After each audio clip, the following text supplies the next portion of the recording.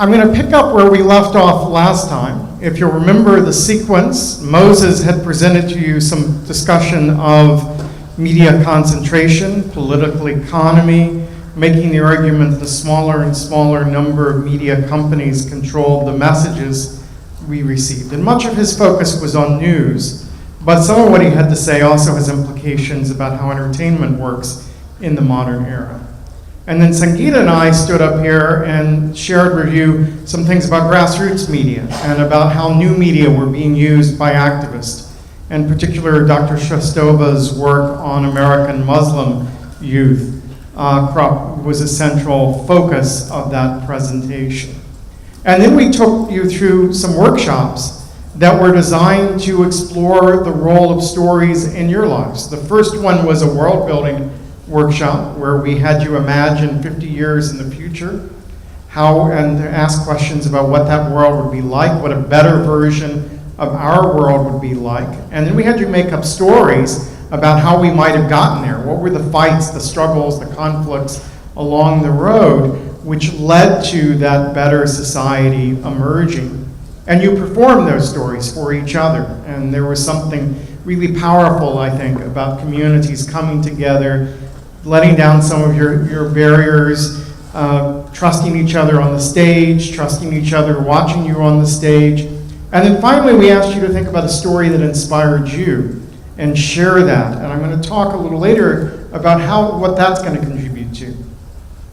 So today, I'm going to take us the next step, which is to say, what happens at that intersection between the commercial entertainment realm and the realm of grassroots new media? How do we think about the entertainment world in new ways once we gain the capacity to have our own voice, to tell our own stories, to circulate and produce and circulate our own media on a grassroots level? What happens to the content of entertainment? This is a good example of that. I'm going to talk more about it later in the talk, but what you're seeing here are a group of Palestinians marching through the occupied territory, and they painted themselves blue like the Na'vi in James Cameron's film Avatar. And they're chanting, "Sky people, you can't take our land," which is a line from the film. So they're seeing some parallel between their experience of being Palestinian in relation to Israel and the story of the Na'vi, the indigenous people in that film who were under the control of more powerful group beings that were exploiting their environment and stealing their homes and their culture. And I saw this story in the US because they recorded it on video and circulated it through YouTube. And while this group had protest march every week, basically, this one got global news attention because of that connection to Avatar. Now, I should be clear, I'm going to use a fair number of examples from the Muslim world throughout this talk, but I am not an expert on Muslims. You are, right? You guys know this far more than I do. I don't even have the expertise that Dr. Shostova has in that area, but I'm trying as an American to recognize, most of my work is on American popular culture. I've spent my entire career writing about America, but increasingly I'm realizing that I can't write about America without writing about American Muslims, who are more and more visible in our media. And I can't talk about America without talking about our relationship to the world, in which the Muslim world is increasingly central to the way Americans are defining their identity. So I'm here to learn from you about being Muslim. I'm here to share some of the things that I'm seeing from an American perspective. And often what I see are the American shadow as it's being taken up by cultures around the world. What American news gives me, because of the concentration Moses talked about, are only stories that have America reflected through the rest of the world. So that I'm certain there are stories here about media produced elsewhere that I will not know and I will not see because of how the filtered bubble I live in that doesn't allow me necessarily to get outside, which is one reason I wanted to come here and engage more directly with people. All right, I'm going to begin by telling you a little bit of my journey. So that's me. I'm 12 years old in that picture, right? Now, a lot of 12-year-old boys around the world might be playing cops and robbers or cowboys and Indians, or that's me playing professor at age 12. right? I'm dressed up like a professor, or what I thought a professor looks like. I'm gesturing like a professor. In fact, I'm gesturing like a professor who studies popular media, oddly enough. Now, I don't want to say this picture predestines everything in my life. It doesn't. It's one of many identities I was trying on at that age. But it is interesting to me to look back at this moment in my life and what a professor meant to me. And really what I'm doing in that picture is I'm playing the part of this character, Professor Ludwig von Drake, who was a character created by Walt Disney in the late 1950s. He's part of the same world as Donald Duck and Uncle Scrooge and so forth. But he's the professor figure in that world. And he was modeled after Werner von Braun, the German scientist, come to America after the end of World War II. He was created to introduce Americans to the idea of space travel. But as Disney continued to use the character, he became an expert on everything, and what I call miscellaneous studies. You know, he studied everything on the planet, and so I love that sense of expertise without disciplinary boundaries. The sense of just excitement, enthusiasm, passion for learning.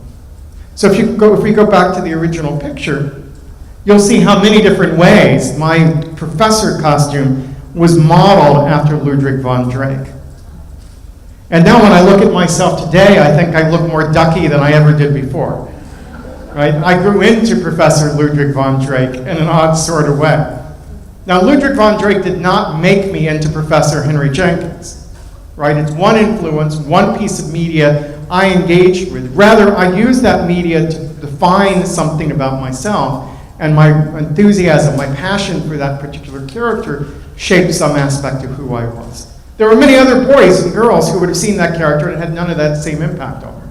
Right? So it's not the media created that, it's that I created something of myself in reflection with, in dialogue with the media that was entering my world.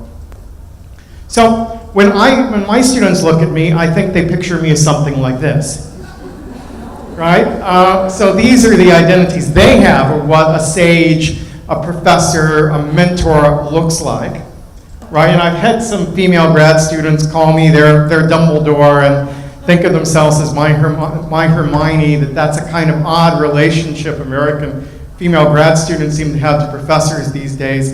And I have a bunch of friends who call me Yoda. So these are actually identities people do project onto me. But again, it grows out of the fact that they're engaged in popular culture. Now, the boy you saw in that picture at age 12 is living in Atlanta, Georgia, in the American South, in the early 1960s. So, to be clear, I lived in a segregated neighborhood. I went to segregated schools. I went to a segregated church. Southern Baptist church that I was raised in. I didn't know any people of color, any color other than white, who weren't working for my mother as a maid or my father as a construction worker. That was the world I was living in. That was the world that my classmates grew up in. It was a world very, very different from the world I live in today. Now, two things changed the way I thought about race during that time period, one nonfiction and one fiction. So the nonfiction is Martin Luther King, who comes from Atlanta, the same town I did, who was fighting for civil rights and was on the news almost every night during the time that I was first starting to pay attention to the news and world events. And he deeply inspired me with a vision of what a better world could look like. And he talked about black kids and white kids sitting down and breaking bread together at the foot of Stone Mountain, which was near my neighborhood. And Stone Mountain was the place the Ku Klux Klan had their rallies. And so his idea was to occupy that space and reclaim it as a space of social justice, integration, civil rights. And that inspired me very much as a kid and inspires me very much today. The other is Star Trek, which I was watching as a fictional program on television at the same time. And I picked this image because it shows the entire crew of the original Enterprise. And if I turned on that show, I would see people of multiple races, even multiple planetary races, Spock's from planet Vulcan, living together, working together as friends in cooperation. Now there's actually some connections between them. The black woman there is Uhura. She's played by Nicole Nichols. Nicole Nichols was thinking of quitting Star Trek because she said all she got to do was say hailing frequencies are open, Captain. Right? She didn't really feel like she had a role in the story. And she went to the march in Washington, she tells the story, talked to Martin Luther King, who said, the mere fact that you're on the bridge of the Enterprise says my dream came true. Please don't quit. I have another friend, Shigeru Miyamoto, who grew up in Tuscaloosa, Alabama, as the only Japanese-American kid he knew. And he saw Sulu on television, the Japanese-American character, and it spoke to him in a really powerful way. So my civic imagination was shaped by those two stories. And Star Trek is full of ideas about diversity. So the Vulcans have this symbol, you see it as a piece of jewelry there, called the Idic. And the Idic stood for infinite diversity and infinite combinations. And the idea, it says here, the triangle and the circle, different shapes, materials, and textures represent any two diverse things which come together to create truth or beauty, represented by the jewel. So the Idic was my philosophy. It was my beginning steps toward thinking about social justice, diversity, inclusion. It was a story that was meaningful to me as I fostered my imagination. Now, the American media literacy expert, Renee Hobbs, asked me recently to contribute to a book she was putting together where people in new media and media literacies described their intellectual ancestors. And so there I told the story of two teachers that affected me. One from beyond the grave, and that's in this case Raymond Williams, and his student, John Fisk, who was my mentor. So this quote from Raymond Williams sums up some of what I took from him. He says, to be truly radical is to make hope possible rather than despair inevitable. So Raymond Williams was an optimist, and so am I. So I make no apologies for the fact that I'm definitely a glass half full person, and I know maybe that's not your temperament. So bear with me. I think that we do see problems, we do see things we're fighting to change, but I also believe in the human capacity to make those changes and for us to work together to bring about a different kind of society. And that's one of the things I learned from Raymond Williams.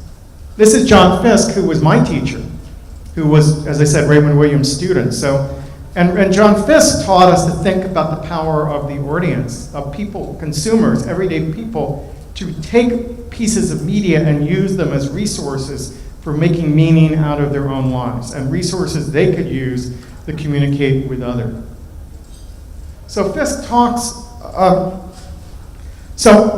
Fisk helped me to do my first book, which was called Textual Poachers, Television Fans and Participatory Culture. Because I had been a fan, growing up loving Star Trek, led me into the world of science fiction fandom, led me to be passionate about comic books and science fiction and fantasy and horror. Those are the stories that touched me as a young adult, and fandom was my point of entry into that. And I felt like academics really didn't understand what it was to read culture as a fan, so I told that story. So that's the original cover of the book. That's the 20th anniversary version of the book that came out 4 or 5 years ago. So now I have a book that is older than most of the students I teach, which is really boggles my mind that this book is still in print 25 years later and people are engaging with it in some way. But what I tried to do in that book was describe the world of fans as a world that took stories that were important to them as raw materials, as resources they transformed into their own cultural expression. It could be in the form of identity, trying on cosplaying or dressing up like the characters. It could be writing new stories, it could be writing music, it could be drawing pictures. But the fans are not simply consumers of media, they're active creators of media. And I was interested in the media they created and how they produced it and how they spread it. So I was interested, as I've been studying alongside Sangeeta, the American Muslim youth, one of the things that kept cropping up was what happens if you're a Muslim fan? And she showed the video of the Muslim Batman fan who had the issue of Ramadan starting and the debut of his favorite film starting the same weekend, and how does he sort through that? Here we see some examples of cosplay sites that teach Muslim youth how to design costumes that look like those from American media, but are still covering their hair, right? That are still wearing hijab. And so that's a very interesting phenomenon in the US. How do you connect as an American Muslim, remain a Muslim, connect to American popular culture, and adopt that identity? Another thing I'm very interested in my work in fandom is how stories spread around the world, what I call pop cosmopolitanism. So if you think about what a cosmopolitan was for another generation, they loved movies or opera or music, food from somewhere else. It was a way of escaping the parochialism of their own culture by embracing something from someplace else on the planet. Well, the modern generation of youth are doing that with popular culture. So here we see examples of artwork that looks like manga from Japan, Japanese comics. But these are drawn by Muslims, both in the US and elsewhere, trying to capture their identity in a language, a visual language from Japan. And so that mixing of cultural traditions is part of what we see when we look at fans and how they run the world, how they engage with the world. So I then wrote a series of books that dealt with how does new media and old media collide with each other? How do they reshape each other at a moment of change? And so those books includes Convergence Culture, where old and new media collide, Spreadable Media, creating value and meaning in a networked culture. And in some ways, I'm going back to an idea that John Fiske had talked about. So John Fiske drew a distinction between mass culture and popular culture. So mass culture would be that culture that is mass-produced, mass-distributed, and mass-consumed. It's the culture of that media created by the media conglomerates. And we can agree that Star Wars, whatever its virtues, and I'm a big Star Wars fan, is ultimately a product of that media conglomerate culture that we've been talking about. That once a Star Wars product is released by Disney, it is going to spread across the planet as a commercial force that no one can ignore. Now keep in mind, Disney owns Star Wars, it owns Pixar, it owns Disney, it owns Marvel, it owns the Muppets. It owns childhood.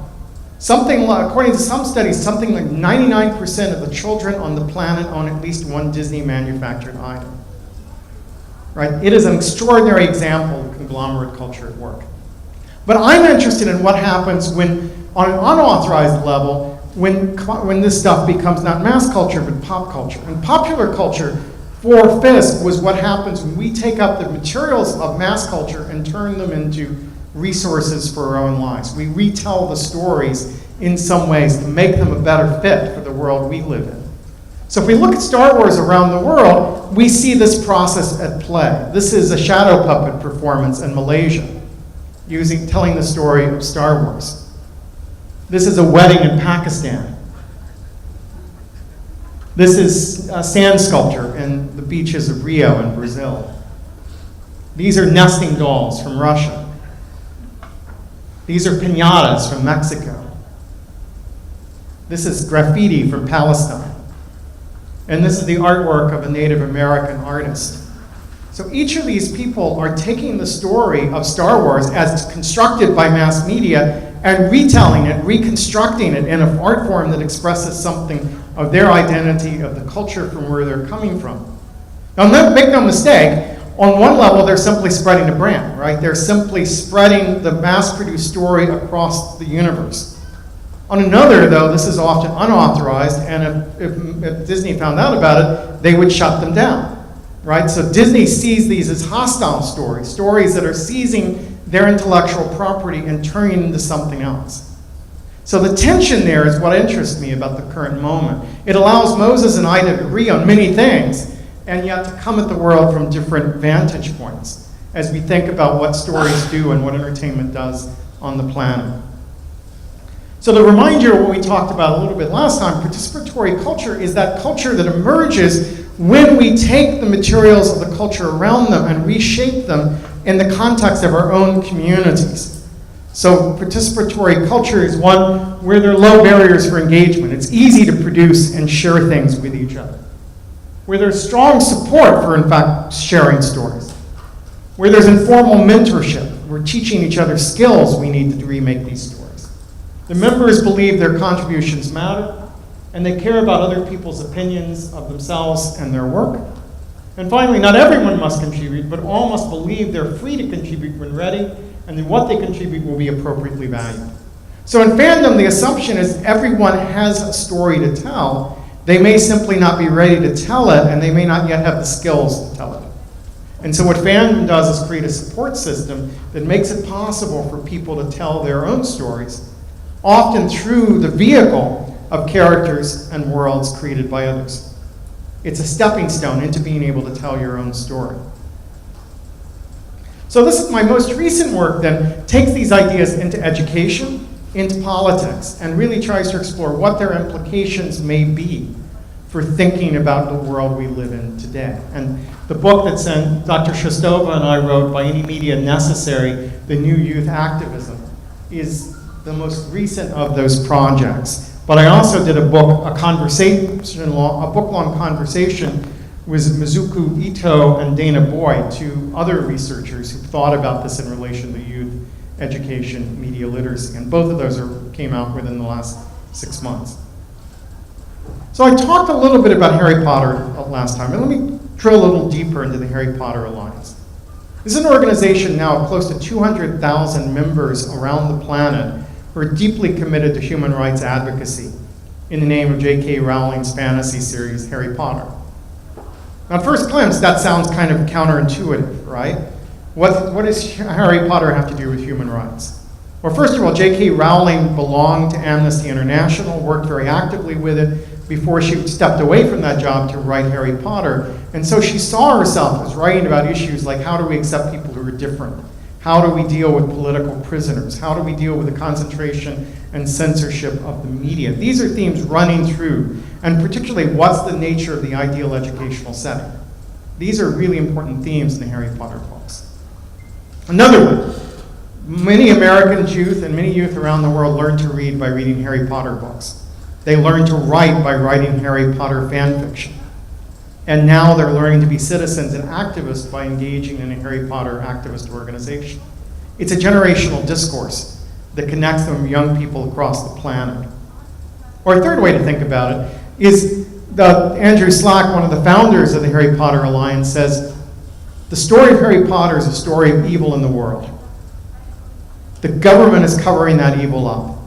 The media is refusing to tell the truth to the people. The schools are becoming ever more repressive as an environment to learn. But young people on their own form an activist group, Dumbledore's Army, and go out and change the world. So as a trained community organizer, he says to the Harry Potter Alliance members, what's the evil in our world and how do we change it?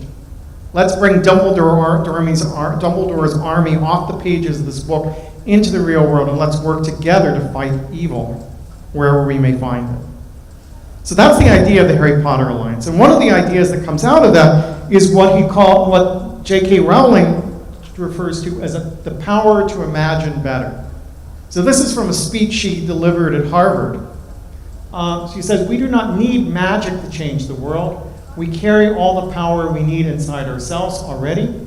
We have the power to imagine better. And we can understand that power in two ways. We need the power to be better at imagining, and we need the power to imagine a better world. And those two things are linked to each other. For her, being an activist and having an imagination are fundamentally the same thing. So this is out of this idea comes what we call the civic imagination. I've already talked about this a little bit last time, but if we want to think about what are the functions of the civic imagination, what role does imagination play for activists? First, before you can change the world, you have to imagine what a better world looks like, right? You need to identify the strategies for getting there, steps of getting to that better world. You need to create an imaginary community. This is a phrase from Benedict Anderson. He means the nation state is an imaginary community. I go better and say we want an imagining community, that is a group of people who imagine together, construct their identity in dialogue with each other, and collectively come up with an idea of what the better world would look like. And that's sort of what we did with the brainstorming around world building the other day. We came up with what our better world might look like in terms of its politics, its media, its the relationship of religion to the state. All of those ideas that came bubbling forth was us forming an imaginary community together that thought about the future, right? We need to recognize our civic agency, that we can make change, that we collectively and individually have within us the power to change the world. We have to have empathy for others whose situation may be different from our own. And we have to, and this coming out of work on African American studies, talk about the black radical imagination. The radical idea was equality. To be in a position of subordination and to imagine yourself as equal was the power of the black political imagination. And all of those things together say imagining better is what we have to do if we want to change the world. That's the essence of what we mean by the civic imagination. Now, those functions get played in different ways at different moments in history in different countries around the world. So these are some examples of the founding civic imagination of the United States. So that's George Washington, the first American president, wearing a toga. It's a statue that's in the Smithsonian Institute in Washington, D.C. As far as I know, the actual George Washington never wore a toga, right? But there are many, many representations of Washington, Jefferson, Adams, Hamilton wearing togas because the idea of America grew out of the idea of ancient Athens, right? The fantasy they were driving under. They wrote their political documents under pen names to protect their identities, and those pen names were Roman heroes and Greek orators. Right, so they were imagining themselves in Athens. But they also did protests dressed like Native Americans, the Boston Tea Party. They dressed up like Native Americans and threw tea into the harbor. And so again, they were cosplaying a different identity, thinking of themselves in different terms that allowed them to step outside of the conditions of subordination, of being a colony of Great Britain, imagine the possibility of a revolution, and imagining the possibility of independence, and imagining themselves as these 13 colonies as the beginning of a nation. Right? All of that is done through things like these examples of the civic imagination we're seeing here. So that brings us back to the Palestinians dressed like the Na'vi, marching through the occupied territory. Right? Think about the connections between this image and the image of the Native Americans throwing tea in the harbor. Or we could go to Europe, where in fact peasant uprisings in Europe were conducted either in the identity of Amazons or the identity of Moors. So people were dressing up like others, dressing like people different from themselves to imagine other possibilities for change. To mask their identity, yes, but to also free themselves from some of their own constraints, some of their own inhibitions in order to take political action. And I would say there's no difference between painting yourself blue as a Na'vi, painting yourself red as a Native American, and painting yourself black as a Moor. And we can deal with the racial politics of that, okay, but the person at that moment in time imagining themselves as an other, the functions of those masks are the same. They are dressing up to escape constraints of their own culture, to mask their identity, and to imagine the possibility of radical change. So to me, there's nothing silly about the Palestinians painting themselves blue. It's a really powerful political statement that allowed their voices to be amplified and heard through that concentrated media. It broke through the filters, and Americans and people elsewhere saw their story. Here's another example of pop culture being used for the civic imagination. This is a protest in Singapore, where at the time the protest took place, there was a prohibition against public gatherings of large numbers of people. So to express their disapproval of the governmental policy, they each walked one by one into the park and set down an action figure and walked away.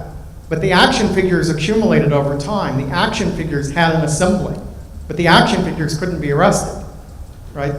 So they stood in for the crowd, and the action figure becomes a vehicle of protest at that point. It's a very interesting example.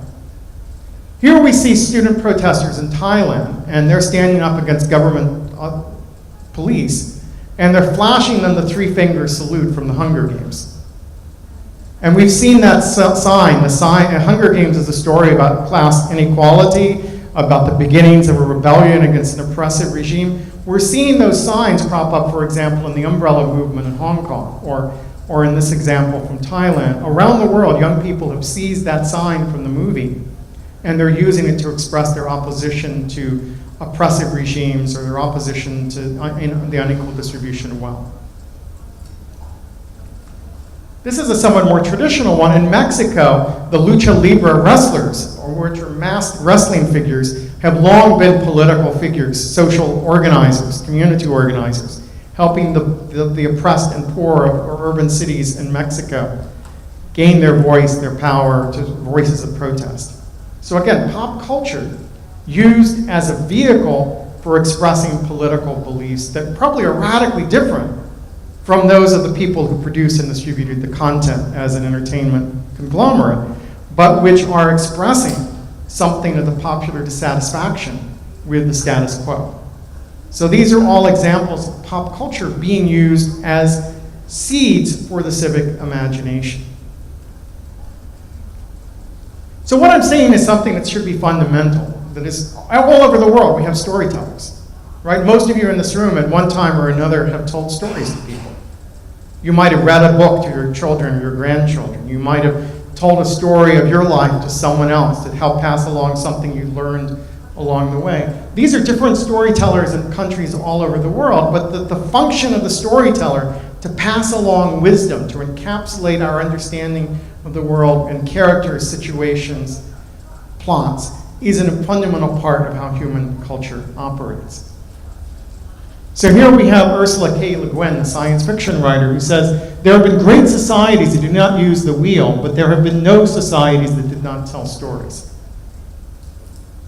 Or Barry Lopez tells us, everything is held together with stories. That is all that is holding us together, stories and compassion. So I think these quotes get at something of the civic imagination. We express our sense of the civic through symbols, for example. And those symbols often encapsulate stories. So you probably recognize the symbol of the city of Rome, Romulus and Remus, and their story of the founding of Rome, which goes back to ancient times, but still is something Rome uses today to stand in for the city. That's the symbol of my hometown, Atlanta. It's a woman holding a phoenix. Atlanta had been burned to the ground during the American Civil War, and it rebuilt itself. And so Atlanta came to see itself as a city that rose from the ashes like the phoenix, that was constantly reinventing and reimagining itself. And that's the symbol of Atlanta. For generations have thought of Atlanta through that symbol. We also use those similar sets of symbols and stories that represent sports teams, right? So sports teams around the world, here we have football teams, represent themselves through mascots, which are in fictionalized versions of the civic identity of that team. And I don't need to explain to you how your team matters in how you see yourself, your hometown, your world. Maybe I'm not much of a sports fan, but many people around me, it matters to their dignity, their self-respect, whether their team won or lost that game. Their cheers are for the team, but they're also for themselves as they support that team. Let me show you a more recent example of that. This is the story a lot of people around the world have been following this week of the Egyptian girls' beach volleyball team, right? And I've seen, this story is going to be told differently in Egypt than it is in America. But one of the things that's really interesting in what I'm seeing in America is a lot of American feminists have been very critical of the hijab and other head coverings that Muslim women wear. I think misunderstanding that as a symbol of the oppression of women. But suddenly they're looking at these images and they're critical of the requirement that women wear bikinis to do sports. And they're seeing this as, maybe for the first time for some of my feminist friends, as a symbol of empowerment. Refusal to be simply an object of the male gaze as they're performing, and as a symbol of female strength. And I think that's a breakthrough point for the way some of these American feminists are thinking about Islamic dress, right? And so this is a story that that matters in terms of how people understand identity, nation, gender, so forth. They're using this story helps them sort out and reassign meaning to these pieces. So one way to think about this better world is through the ideas that Stephen Duncombe, an American political philosopher, shall we say, has put forth about utopias. And he says we need utopian thinking because without it, we are constrained by the tyranny of the possible. Look at where realistic thinking has gotten us: a looming ecological crisis that may exterminate the planet, and a state of normality whereby the rich get richer and more powerful, while everyone else gets poorer and more powerless. This is a reality, and to imagine something other than this takes a giant leap. And I love that phrase, the tyranny of the possible. So keep in mind, I know that activists around the world struggle with very real, immediate challenges. People need food, they need medicine, they need shelter, they need blankets, they need a place to live. These are fundamental struggles, and often that has to come before anything else. But we can be so bogged down with the immediate and what's possible, the constraints, that we internalize the constraints of our own situation. We accept as normal things that are really unequal and abnormal. We don't ask the big questions. We don't imagine other possibilities. And so we need from time to time to step beyond the immediate, the possible, and demand the impossible, to demand the utopian as a thought exercise, right? So if you think about what we did, imagining what a world 50 years from now might look like that would be better than the world we live in, that was not apolitical, that was not escapism. There was real political beliefs people were expressing in that form, but by taking that leap forward 50 years in the future, you're able to open up possibilities you can't conceptualize if we said, let's imagine the world a year from now, right? So we need to free ourselves in our imagination from those constraints and construct stories where imagine other possibilities for the world. And Duncan goes on to say, utopia offers a goal to reach and a vision to be realized. For the reformer, it provides a compass point to determine which direction to move toward and a measuring stick to determine how far one has come. Without a vision of an alternative future, we can only look backwards nostalgically to the past or unthinkingly maintain what we have, mired in the unholy apocalypse that is now. Politically, we need utopia. There is no politics without hope. There is no politics without the possibility of change. If we're going to have politics, then we have to imagine other possibilities. And in imagining other possibilities, we then ask, what are the things holding us back from achieving them? So if you think about Martin Luther King, when he said, I had a dream, and he didn't go and say, and if you just sit back and do nothing, we'll get there. Right? That's not what King said. And he didn't just say, this is an amazing fantasy, let's enjoy it and forget about the reality. By knowing what the fantasy of equality looks like, he is then able to say, well, what do we have now? What do we lack? What's the problems that prevent us from getting to that dream state? And then what are we going to do about it? What's our collective power? What are the tactics we use to change the system to get to the point where we achieve some notion of equality? Right? And that's the way King, for me, was a model of what a utopian political thinker can do. Not by pretending the world is a perfect state, but by using the idea of what a better world looks like to be critical of the world that we've inherited. Now, let's be clear that not every story is liberating. Not every fantasy we have is going to make a better world. So this is film, D.W. Griffith's film, 1914, The Birth of a Nation, is about racism. And it basically celebrates the birth of the Ku Klux Klan as the force that protects white women from black men. Now, what's interesting thing, the Ku Klux Klan had never burned crosses before Birth of a Nation came out. Thomas Dixon, who wrote the novel The Klansman, The Birth of a Nation is based on, imagined this based on Scottish uprisings where burning crosses was a symbol of the Scottish rebels against Bonnie Prince Charles. Brought that to America, and it became brought on the screen by D.W. Griffith, and ever since, the Ku Klux Klan has used the burning cross to terrify black people across the South. It is a tool of terrorism, radical Christian terrorism, right? And so radical Christian terrorism has used the burning cross to terrify black people. It's a kind of fan tribute to this film. So I'm not saying that's good. I'm not saying everything we take from pop culture is good. Quite the opposite. We have to then have ethical standards about what is going to lead to a better world. And that's where critical consumption skills out of media literacy becomes really important. We see the same sort of phenomenon when we look at Hitler and Wagner. Right? So Hitler is so inspired by the spectacle of Wagnerian opera that he models the Third Reich on images from Wagner. And you can just look at those two pictures side by side. That's the Ring Cycle. That's some of Hitler's propaganda. You see how much he took from this opera cycle and turned it into a reality that destroyed the lives of millions of people across Europe. Right?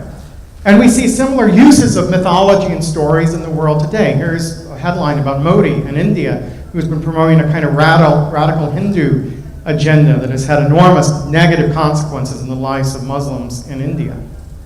Right? So he is pushing a Hindu mythology as a tool for ethnic cleansing in India, for exerting power over minority groups in that country.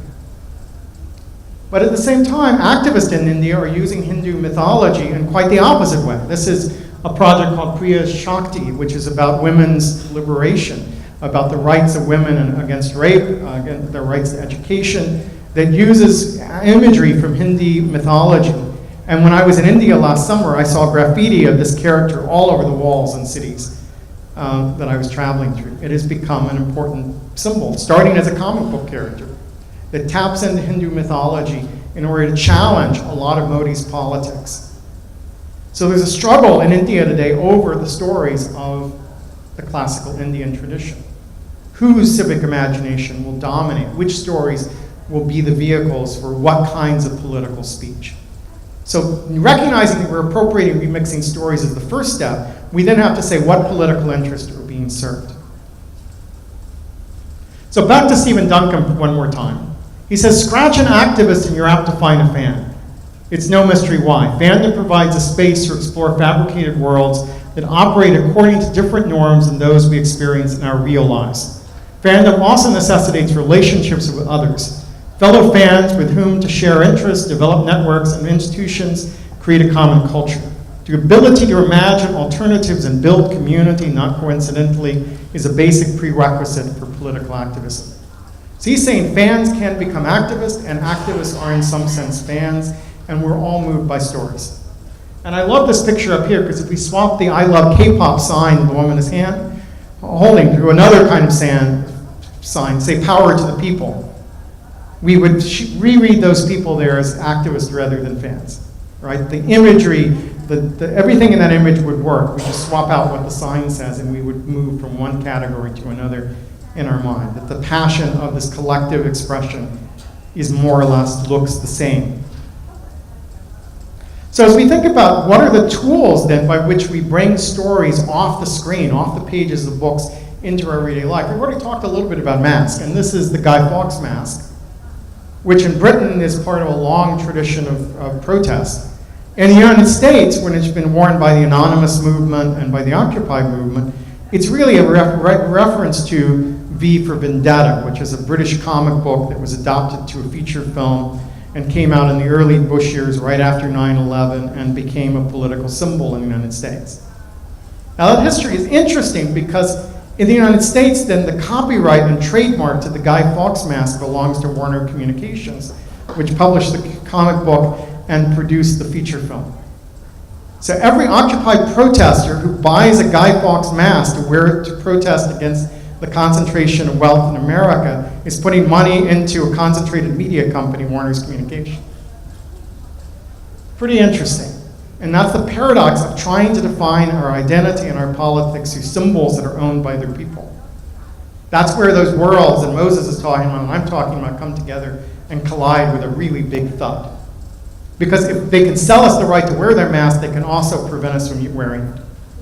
And we should be concerned about that. We can also talk about action figures as a way that stories come off the screen. And I'm calling these action figures, this is actually a nativity set of the Christian Jews at Christmas time to represent the story of the birth of the Christ. But when I was a kid, I used to take the little Jesus figures and the disciple figures and go boop, doop, doop, doop, doop, and make up stories and do voices and so forth. And my mother would get really upset because that's not what you're supposed to do with a nativity set, is perform the story. But to me, they look just like action figures. And indeed, functionally, they do the same thing, that they are representations of characters, plots, props, and situations from a story that we bring tangibly into our world and we use to remind ourselves of that story in one way or another. And they invite our imaginative participation. So this is one of the tools by which we could foster the civic imagination. When I was in Austria for the Salzburg Academy, I spent a day hanging out with the Austrian national Quidditch team. Quidditch is a game created for Harry Potter.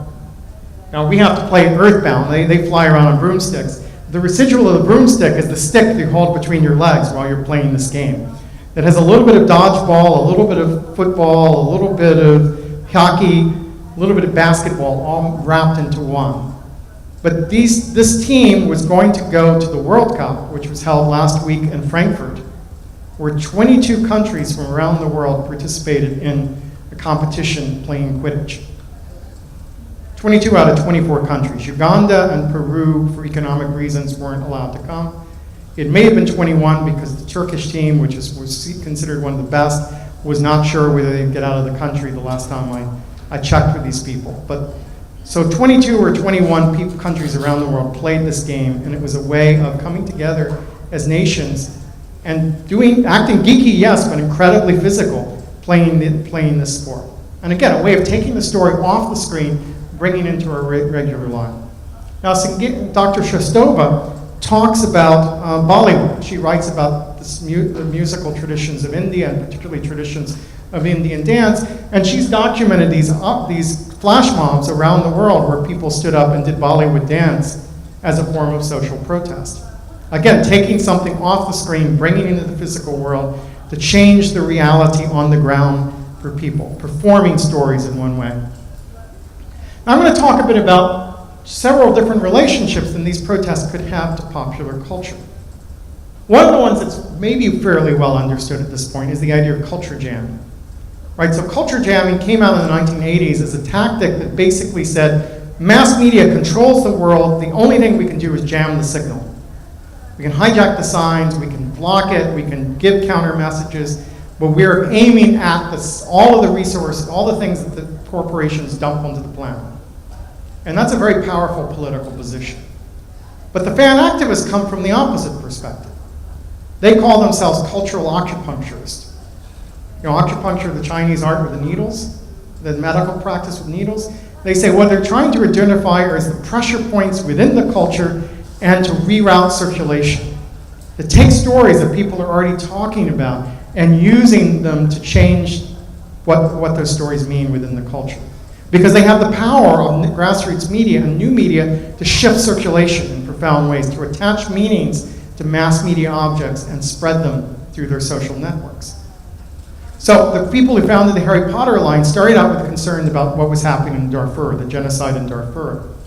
They kept trying to get that newspapers to cover and write about that in the United States, and American media would not report on Darfur. But they noticed that every time a new Harry Potter book came out, the media covered anything attached to Harry Potter. So what they did was attach Darfur to Harry Potter, and the media covered it. The idea of human rights activists as Harry Potter fans was enough of a contradiction. The media would cover that story, and Darfur was traveled with Harry Potter into newspapers across the country. And they did it not because they hated Harry Potter, but because they loved Harry Potter. They didn't want to disrupt the sign. They wanted to use the sign because it belonged to them. It was a story that touched their lives. They felt they had the right to retell it in their own terms as a resource for constructing their own identity. Now, one of the things that Dr. Shastova and I have written about extensively is the superhero imagery as it takes place, as it's being used by activists. And superheroes turn out to be really good tools for the civic imagination. They're a shared vocabulary. People all over the world know what these superheroes are at this point. We can use it to talk about personal and cultural identity because the whole business of mass identity is fundamental to superhero stories. They embody different conceptions of justice and the social good, the nature of power and responsibility. They empower young people to think differently about their place in society. And they're culturally pervasive. This is one of the paradoxes of this corporate media. Because it blankets the planet, it gives us a shared vocabulary we can talk to each other about things that matter. Because I don't know the stories of Lebanon to any great degree, but we know the same stories about Superman and Batman and Spider-Man. So if we can figure out a way to use those stories to bridge that gap and talk about our respective values and perspectives, our hopes and our fears, those stories become a vehicle that connect us together, even as they are also a vehicle that exploits us for revenue for big corporations. So it's a paradox, it's a contradiction, but it's an interesting contradiction to think about. How do we seize the power of corporate media to tell stories differently? Now I'm going to share you a clip here from Sana Amat. Sana Ahmad is an American Muslim woman who now is one of the chief executives of Marvel Entertainment. She's one of the people behind the scenes who are controlling what stories the Disney Corporation is telling the world, and she's describing her experience growing up as a young American Muslim. Hopefully this will play. So clearly this girl was different, but she did have an outlet, and it wasn't her parents, who she adored, who just didn't quite understand her yet, or her 3 older brothers who were too busy with hair gel and lightsabers to pay any attention to her. It was something else altogether different. It was the X-Men. Yes. Yes. The X-Men were mutants, individuals with mutated and enhanced genes that triggered at adolescence, giving them superpowers. It was the coolest thing in the world. A woman with brown skin and white hair who could manipulate the weather, a gigantic beast of a man with blue fur, a shy girl with a southern drawl who couldn't touch anyone. So these people were that little girl's safe place. These people she understood because they too were different. And it also helped that they also wore ridiculous looking outfits. I don't know, Mom, I have no idea what you were doing in that picture. I apologize. So the X-Men embraced who they are. Adamantium claws, weird weather controlling habits, mutations. They owned it. They knew who they were, and they would defend it, no matter what. So every Saturday morning, when this little girl used to rush down the stairs to watch that show, she felt a little less alone, because they had fulfilled a need to see herself in the world outside. Okay, so one of her contributions to the superhero universe is this new character, Kamala Khan, who's known as Ms. Marvel in the Marvel Universe, who is a Pakistani-American girl who becomes a superhero. And Sana says, as much as Islam is part of Kamala's identity, this book isn't preaching about religion or the Islamic faith in particular. It's about what happens when you struggle with the labels imposed upon you and how this forms your sense of self. So given what Dr. Shestova said last time about American Muslim political struggles, we might imagine a major American corporation puts out a story about an American Muslim superhero and it tanks, right? It does badly. But this has been the top-selling title for Marvel Comics for the last 2 years in the United States. It is a really significant title. So here's a young adult author of Pakistani origin tells us, as a Pakistani-American female, I can relate to Kamala. At age 10 or even 15, it would have meant the world to me to see a Pakistani girl portrayed positively, let alone as a comic book superhero. And this character, in turn, creates resources people are using to fight back against Islamophobia. So what you see here there was a series of ads on subways and buses in San Francisco that were anti-Islamic. And protesters came in and took pictures of Kamala Khan and plastered them on top of the hate ads and called out the racism and hate and Islamophobia in them as a protest against the organization that was stirring up anti-Muslim sentiment in the United States. So Kamala Khan becomes a tool for expressing political opposition, even as she is still a corporately owned character of the Marvel Corporation. Now we got interested in this because we were working with the Dreamers, as Dr. Shestover talked about last time, and she was describing how these young undocumented immigrant youth were fighting back for their rights for education and citizenship. One of the stories they use is the story of Superman. So this group does not like the term illegal alien. The American right likes to dump on their population, because they say people aren't illegal and we're not aliens. But if there were such a thing as an illegal alien, I think Kal-El from the planet Krypton might qualify. Right? So Kal-El's parents send him to a new world in search of a better life and new opportunities to escape a homeland that is being destroyed. They cross the border in the middle of the night, land in a cornfield in Kansas. He gets adopted by an Anglo couple that teaches them to hide who he is and where he came from. Nevertheless, he goes out and fights for truth, justice, and the American way of life. And he does so wearing his ethnic clothes. right? Because as Superman, he's wearing the blanket that his parents wrapped him in to send him to the new world. So for them, this is the story that sums up their fight. Right? In the most Man of Steel, there's a line that says, Superman says, I grew up in Kansas, you can't get more American than that.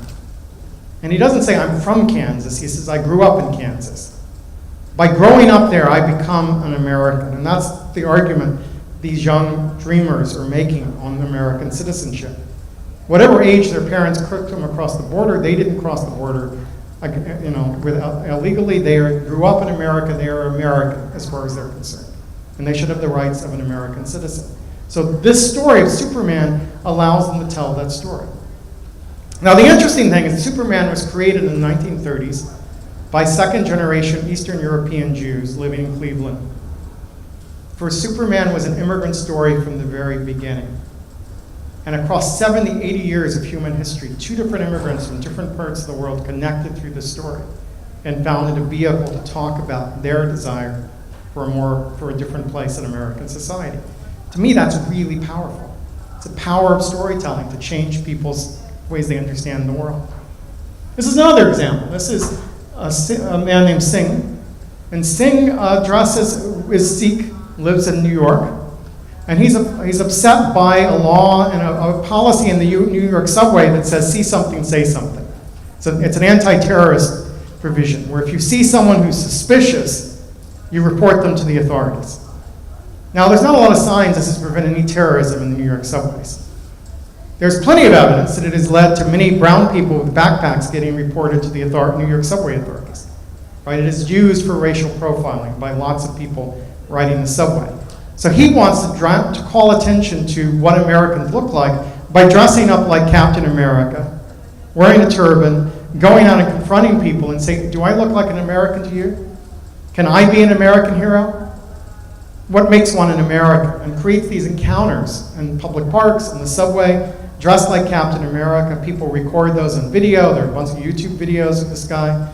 He is trying to call attention to what it is to be a Sikh in America. And along the way, he educates them on the difference between being Sikh and Muslim, which a lot of Americans, frankly, don't get. Right? That their stereotypes of religion just collapse everything together.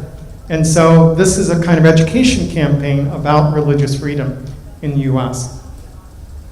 Or this is the work of Nora Salah, who was a Canadian Muslim girl, and she entered a contest to draw the Marvel superheroes, but she drew the superheroes as wearing hijab, as having more modest clothing, as reflecting her cultural values and backgrounds. And so she essentially redesigned the entire Marvel mythology to reflect her cultural identity and to make it more comfortable to her. So she said, a lot of people told me that they felt it had great meaning, which I had not considered when I was drawing them, and then apparently inspired them. It was just interesting because when I drew them, I had nothing in mind, and people told me they thought it had good representation. Maybe true, maybe not, but the idea of simply taking these characters and giving them a Muslim identity in the current American context that Dr. Shostova talked about last time is a really powerful move and something that's really interesting that's taking place. Now, as the superhero films travel across the planet, we're seeing local media makers produce their own superheroes. So Naif Al-Mutawa is the creator of the 99, which is a series of superhero comics aimed for the Muslim world. He says, in a world where Muslims were just evil characters, these offer another way of seeing Muslims. The only way to combat the extremism is through arts and culture, appealing to the young through stories. Maybe you've seen the 99 here. It was certainly intended for this market. Or this is Burqa Avengers, which is a children's series that's come out of Pakistan and has been exported across the Middle East. And it's, again, it's telling a story of female empowerment using traditional symbols and imagery from Islam. He says, talking about the burqa, it's not a sign of oppression. She's using the burqa to hide her identity like other superheroes. Since she's a woman, we could have dressed her up like Catwoman or Wonder Woman, but that wouldn't have worked in Pakistan. So they're localizing, redesigning the superhero story to tell about the values of a different culture. Here in Nigeria, Jeed Martin, the founder and CEO of Comic Republic. There was a moral vacuum in the present generation, a general lack of icons. People stopped believing in the institutions of old. I don't think Africa and Africans are well represented in mainstream Western comics. That's why we are here, to give us a place in this genre and to show the world what Africans are capable of. I feel like the onus is on us as Africans and African American creators and diverse creators in general to put more of our own stories out there by any means possible.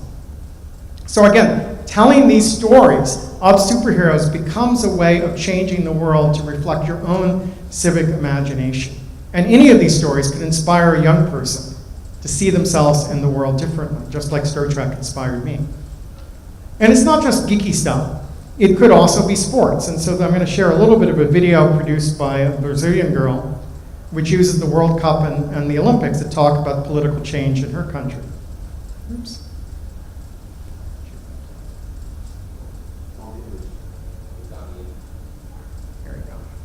Hi, my name is Carla. I'm from Brazil, and I'm here to tell you why I am not going to the World Cup. One of the reasons for making this video is that every time I tell someone that I'm from Brazil, someone in the group tells me that they're going to go to the World Cup. So we went to the streets and we asked people here in the West what came to their minds when they thought about Brazil. The girls, Ronaldo, soccer first, lots of partying, lots of dancing. But here's when it gets serious. The World Cup is gonna add up to about $30 billion. That's more than the last 3 World Cups added together. They added up to about 25 billion. Now tell me, in a country where illiteracy can reach 21% and averages 10%, a country that ranks 85 in the Human Development Index, a country where 13 million of people are underfed every day, and where many, many other people die waiting for medical treatment. Does that country need more stadiums? Sou médica, tô revoltada, tô sozinha nessa porcaria aqui! Não posso fazer nada pelo excesso de pacientes doentes! E a secretaria, o governador não faz nada! So some politicians argue that the World Cup and the Olympics are the incentive our country needed to get better. Wait, what? So we've been paying taxes all these years. For what? What country needs an incentive to take care of its people? Suddenly, there's all this money to build stadiums, and the population is led to believe that the World Cup is just the change they are needed for their lives to get better. But the truth is that most of the money that comes from the games and the stadiums goes straight to FIFA, and we don't even see it. And the money that comes from tourists and investors goes straight to the hands of those people that already have money. So yeah, maybe the guy who's selling ice cream on the beach is gonna do better that week, but will the event really change his life?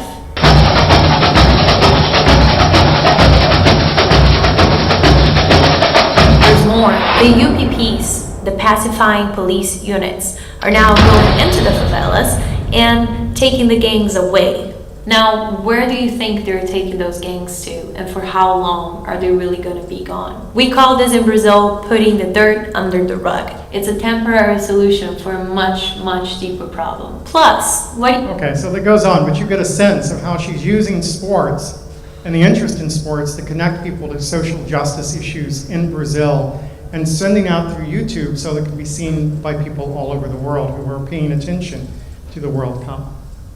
Now, so this suggests the ways we turn the civic imagination back into the beginnings of a campaign for social justice. Here's another example. Game of Thrones is being used by activists to tell the story of Trump and his wall. So there's a massive wall keeping the alien forces out in Game of Thrones, and medieval barbarians are using their power to control the people. So Trump in the middle of Game of Thrones makes total sense. This uses the character Birdman from the film Birdman from Mexico. And so he's become an icon of the Mexican people. And here he's attacking, bashing Trump as another political statement. This is just a meme that travels in Mexico today. Take another example, Pokemon Go. This is something created by the Trump campaign to call attention to its sort of slogan about the corruption of Hillary Clinton. So it's using Pokemon Go to say we should capture and lock up Hillary. But here in the Middle East, another campaign is using Pokemon Go to call attention to the crisis of the Syrian refugees.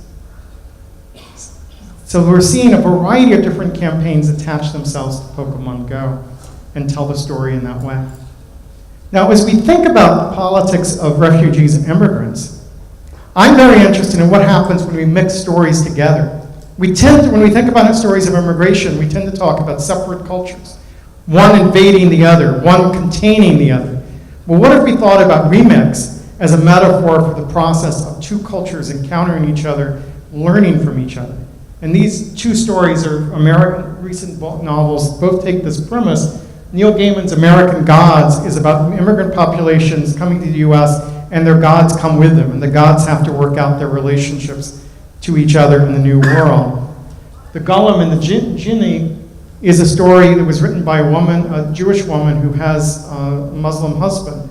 And so they told the story of these two mythic characters, the Golem from the Eastern European Jewish tradition, the Jinni from the Arabic tradition, and a love story between a genie and a golem and what happens when they meet. These are ways of bringing stories together in new ways that invite us to think about the world in different terms. So this brings us to the kind of workshop. You participated in the first phase of the workshop, where what we're trying to do right now is collect those inspiring stories and put them on a map. We want to see around the world what stories inspire people. How do people think about change? How do you think about politics? How do you think about activism? And we'll collect hundreds and hundreds, if not thousands of stories in that way and have a map on the internet people can look at and see what stories matter in their cultures. But for us, that was the first step. And we unfortunately didn't have enough time here to take you to the next step. But one of the things we've been doing is bringing people together who shared their stories in dialogue with each other. And saying, we did this at the Salzburg Academy. We asked kids from 3 different countries. We paired up all the students at the Academy and people from 3 different countries each, and they had to make up a story together using the characters from the stories they told. So for example, this is a team, the stories they told, one was about the Brazilian photographer Salgado, one was about the Japanese anime series Sailor Moon, and one of them was about the American film of Julia Roberts, Eat, Pray, Love. So we're going to share the first time a little of the video we shot in Salzburg of the students talking about their stories. So it was basically about Sebastião Salgado, who is a Brazilian photographer, and I was really inspired with his photography work in the documentary The Salt of the Earth. So we took his character, I guess, and combined it with your character. We created kind of a love scene between them where they meet and they start going on a journey around Brazil and the world. So, and they start taking pictures, and then Sailor Moon comes. They started taking pictures of different social injustices around the world, and all of a sudden they see this like comic or something shoot down from the sky, and it turns out to be Sailor Moon. And originally Sailor Moon is this anime character who's a superhero, and she has all of these other Sailor Scouts that are representative of either the different planets in our solar system. And the cartoon is very much about the friendship and the bonds that these girls have with each other while they're also fighting against different social injustices in like a Neo-Tokyo setting. But really what it's about is about the fact that we can empower each other, we can support each other, and as long as we have those bonds, we can make a better world for ourselves. So we blended those stories together.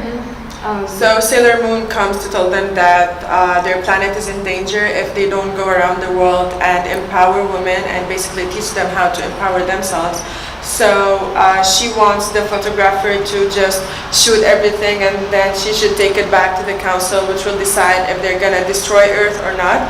So, and she asked Liz, which is the main character, to go on and empower women, and there's gonna be a whole army of women with her. So they start on going with the journey with the help of Sailor Moon, and she just records everything, and then after they go on around the world and teach all women and all people how to empower women, then Sailor Moon goes back to her planet and then tells them that the Earth is safe because now every woman has her right to be representative and every woman is empowered, and now they can self-discover themselves and the Earth is safe. Yeah. So the stories that emerge are sometimes unlikely, a little malshapen, but what you see is the underlying spirit, the attitude of taking values across different cultures, finding the common ground, creating shared narratives, and shared narratives of social change almost invariably emerge when people began to do that process. So those happen to be mostly fictional narratives, although Salgado was an actual photographer. This is another group that combined 3 real stories, that of the suffragette leader Emily Pankhurst, of a Syrian doctor that was featured on the website Humans of New York, and by one of the kids' dad. So that's the raw materials they started with. Now, I'm not going to share their story, but this next clip is them talking about what emerged for them through the process of combining their stories. All these stories was like a sense of persistence and a sense of change of character that made people stronger, whether that be, falling off a bike or, drafting, America as it was. We all noticed that actually these stories had a common theme, and then when we realized that and interlocked those themes just in different kind of words, it was easier to kind of get to where we wanted to go at the end of the story. And getting back to that kind of ideas of what their most influential stories are in their lifetime would probably be something that would really help them dig deep and kind of find kind of who they are and start from scratch. Because this was a really interesting exercise in finding out what was like the underlayer of everyone, like who everyone was. And then when you find out, oh well, Frankie's inspiration is someone who's cycling and he was persistent, and then you build the rest of the layers of knowing who Frankie is, then it is interesting to see that. Yeah, I thought it was really fun to kind of just have that creative, like, the whole idea of not being held back by what can be realistic. So interpreting all these things in a more creative way was really, really fun for me, because we sort of just got to sit there and just like think of all these mad ideas and then construct something from that. So I thought the creative aspect to kind of get this bigger message was a really cool thing. And for me it was like, despite that we come from different backgrounds, we all have the same values. Like each story means a lot to me, and we have just the same values and the same everything. So it was fun. Well, actually I take it to refugees, actually not refugees, Syrians, because Syrians are divided into 2 parties, and making this workshop with them, I guess it will be like an eye-opener experience for them to see that they're not that different despite their political views or anything else. So I think you see there the power of the civic imagination at work, and the power of stories for people to learn and really listen to each other, get down to core values and share them with each other, and begin to transform them into resources they can use to make social change. And the step beyond that is, how do we act on those stories? How do we bring those stories back into the real world for social action campaigns, as the Harry Potter Alliance has done, as the Palestinians dressed like the Na'vi have done? So let me talk a little bit of a story that I've been piecing together since I've been here in Beirut. So my grandmother grew up in the North Georgia mountains in Appalachia, and she made blankets. Some of the blankets she made, she quilted. She took pieces of fabric and stitched them together. But she also did the stuff with yarn. She crocheted yarn to create patterns, beautifully colored patterns that she made into blankets, and she called those blankets Afghans. All right, so that's part of a story, right? And I think it's really interesting. Lots of women, it turns out, I looked it up on the internet, call these blankets Afghans. And growing up, I never thought about where that word comes from. But of course, that word comes from Afghanistan, right? And indeed, as early as 1800 in the United States, American women were making blankets they called Afghans. They were made with crochet and giving them to each other as gifts. So I did a little more research and found out that, in fact, the slaves in the American South often made these Afghan blankets because they were prohibited from having the sharp needles used in knitting, but they were allowed to have the crooked needles that were used in crochet. And so they crocheted these blankets and these patterns, these geometric patterns, that were an important part of their identity. And in the South that my grandmother grew up with as a poor white woman, there was a lot of blurring of the lines between poor blacks and poor whites after the Civil War, where their cultures crossed, foods crossed over between those groups, practices crossed over. Those worlds have a lot in common, and I've always felt that that was the way for the white South and the black South to talk to each other. When I come here, I noticed on the first day several women had these crocheted patterns that you were wearing as part of your vest. And that sort of triggered for me this question about where does the Afghan come from and what would be the process by which slaves, many of whom were in Islamic countries in Africa to begin with, were brought to the United States as slaves, created this culture where the Afghan, it's passed by to poor white women, like the women of my grandmother's generation, become so Americanized. The other word in the US for these are granny blankets. So I'm interested in knowing the story here. You know, those of you who wear some of the crochet, I'd love to hear you tell me a little bit about it and what it means to you, because it's clearly part of a story that connects my life to your life, right? Through many generations of cultural exchanges, these cultures came together in that way, and it tells us, a point that Dr. Shostova makes, that Islam has been part of American culture from the very beginning. That Thomas Jefferson owned a Quran. That sense of that being a present. So could we use that story of connection between the culture here, the connection there, to begin to rethink what the relationship is between America and the Islamic world? Maybe far-fetched, maybe not, but crafters are a community, a participatory culture where people trade knowledge and skills online and exchanges took place. And as I started to look into it, then I discovered there were some projects. This one is called Americans Making Afghans for Afghans. And there's a tradition during World War I and World War II of Americans making blankets to send to refugees. And these are American women making Afghans to send to Afghani refugees from the Afghani war. Now, maybe it's a little too paternalistic, maybe it's too charity directed, maybe it's not the right model of what a connection should look like. Quite prepared to say that, but it's at least a start from someone trying to imagine a different connection between America and the Islamic world that people can act on and use their skills as craftspeople to connect their stories together. And so that's the kind of project we want to think about. How do we turn our stories back into action that matter in the real world? And before I open up for questions, just close with a quote from Stuart Hall, another founder of the cultural studies tradition, who says, "There are always positions to be won in popular culture, but no struggle can capture popular culture itself for our side or theirs." Why is that so? What consequences does this have for strategies of intervention in cultural politics?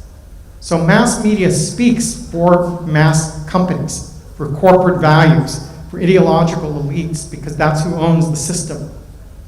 But we can take those stories and rewrite them, struggle with those stories, retell them, and use those as resources to represent alternative truths, alternative perspectives on the world. And that's what I've tried to illustrate to you in thinking about the civic imagination.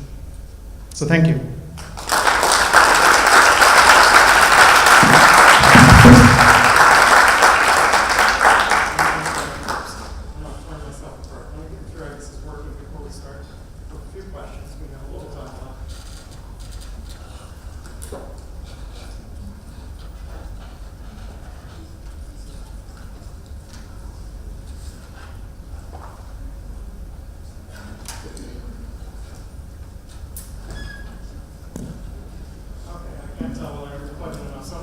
So I can hear the translating. So is someone got a question? Yes. Okay. Okay. Is it clear?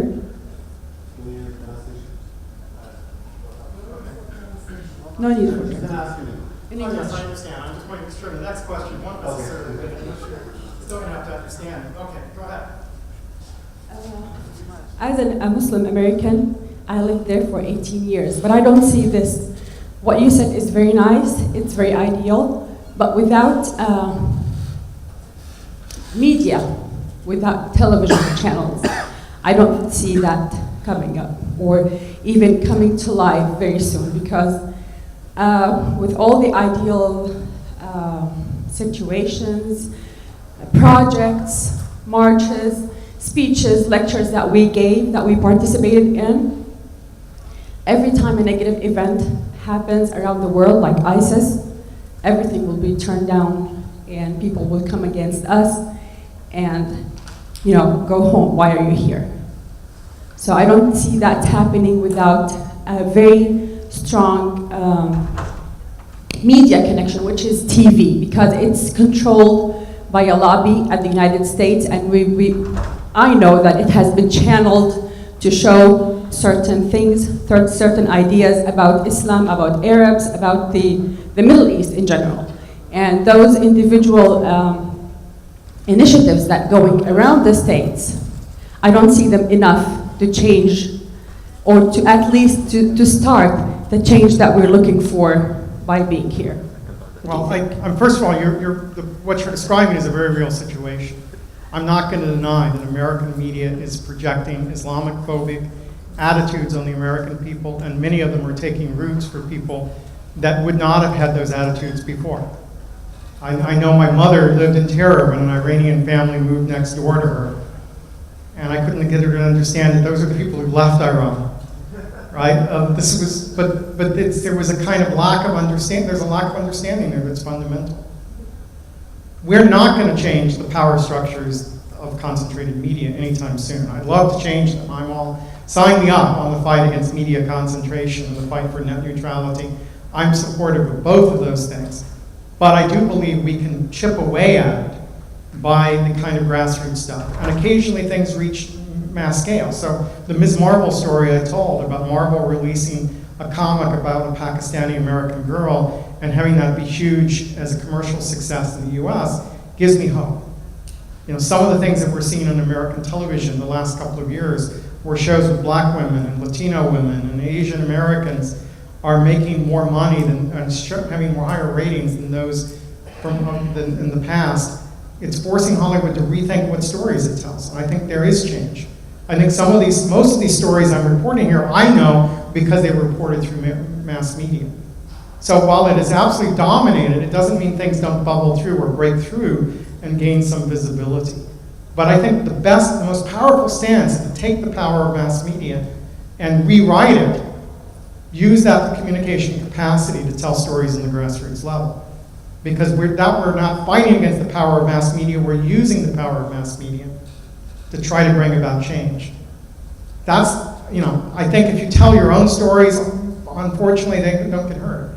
We can go back to the Palestinians dressing like Navi. The regular protest videos, if you looked on YouTube, got 100 hits. That one got millions because they told their story in a language the world could hear. And it may not have been their language, but it was a language the world could understand their problems through. And that was a very effective strategy for getting a message to people who wouldn't have heard it otherwise. So that's why I believe in this kind of weird dialectical relationship between the power of mass media and the power of grassroots media as a tool for change. But yes, the power of mass media is always going to be greater. So in the 1960s, I think about two slogans, right? The first was the revolution will not be televised. The idea that a revolutionary force is not going to make its way through corporate media. But we now believe the revolution will be digitized. The digital media is used by all kinds of oppositional groups all over the world. The other slogan in 1968, the protesters were being beaten by the cops, and they shouted to the news crews of CBS, NBC, and ABC, the major networks in the US, the whole world is watching. Right? Because if they could get on the evening news, they would change people's hearts and minds. But there's no place on the web the whole world is watching. It's fragmented, it's dispersed. So there's more freedom of expression there than in mass media, but less concentration of attention. And so media power has to think about the relation between those two things. So I'm not as pessimistic as you are, but I understand where your pessimism is coming from. Sure.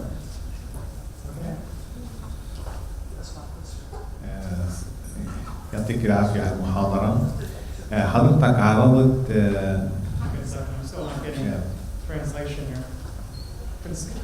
Jen, could you just translate for me or something, or I'm not sure what's happening. I didn't fully test this before we got started.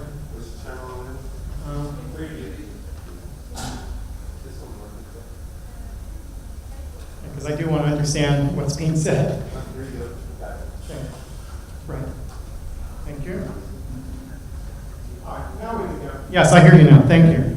شكرا لك على المحاضرة. حضرتك كنت عرض نماذج صور كثيرة ومن بيناتها لفت نظري الصور الكرتونية تبع الأطفال. طبعا احنا بنعرف انه مثلا في سوق مثلا انتاجات امريكية كثير افلام كرتون للأطفال كانت كلها قتل وإجرام وكذا، وهي دخلت عالمنا الكثير العربي وأثرت بحياة أطفالنا كثير كثير كثير وتقمص. وهلا ربما أنا ما بقلل من الدور الهادف في بعض الأحيان اللي في أمريكا للأطفال، بس لكن اللي سوق للعالم العربي كله على القتل والضرب والإجرام وكذا. نحن اليوم كيف فينا نواجه في ظل الإنتاج الضخم بحكم التربية الإعلامية اللي بتوصل الإعلام للشيء الصح واللي بتهدف لوصول الحالة مثل الإعلام وتقييم العالم الوصول يعني باختيار القنوات الصحيحة. كيف بدنا نلعب على تقديم صورة مغايرة لهذا أو نواجه الهجمات هي لتحسين أطفالنا أو مستواهم، لأنه هو هذا الطفل اليوم لازم يشتغل عليه أكثر من اللي تقدم في العمر وأخذ النماذج القديمة.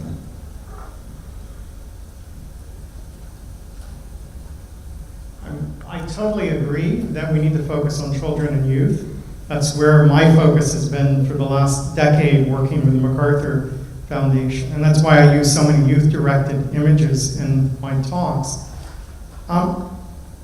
It's interesting, all of the examples of the superheroes from the Islamic world that I showed, the stories from Pakistan, the 99, the Nigerian cultural producers, all of those products are moving into the American market right now. So the Burqa Avenger is now available to youth growing up in the United States and won the Peabody Award, which is the most prestigious award given for television in the United States. So yes, they're not competing with Sailor Moon and they're not competing with Mighty Morphin Power Rangers or the other kind of mass stuff, but they're there. So one of the things the Nigerian producers are talking about is they depend on African American parents to be one of the major markets of the stories they're telling of African superheroes to help support the production of those stories in Africa. So these are not the big mass media companies that Moses talked about, right?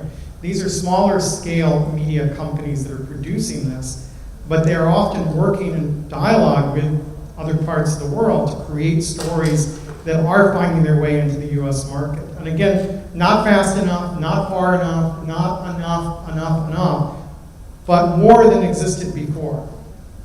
But I also think that if we give our students the capacity to produce media and to circulate media, they will start to create stories that look and feel different from the ones that have been sold to them. And that's why I'm so excited by the kinds of stories that emerge with our work at the Salzburg Academy, is that the story of Sailor Moon is fighting for female empowerment alongside a muckraking Brazilian photographer is a very different story than we see coming through American children's media for the most part. And I think that's the possibility, the hope for the future, is we tell stories together and tell them differently. And we use the capacity of mass media and we use the capacity of grassroots media to redefine the media environment. And yes, it's an uphill battle. It's rolling a boulder uphill. But if we don't try, then we're not going to change anything. And that's kind of, where I'm at. It goes back to politics of hope that I quoted Raymond Williams as talking about. Okay.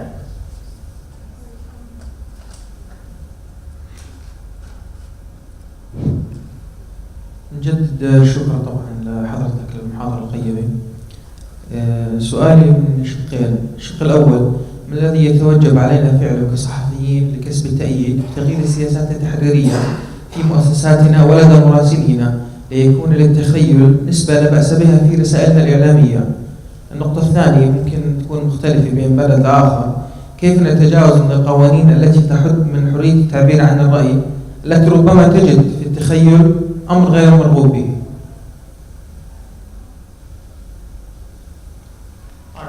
Both very important questions. Let me start with the journalism one. Dr. Shastova and I have been working very closely with Fusion and Univision in the United States, which is a Spanish language.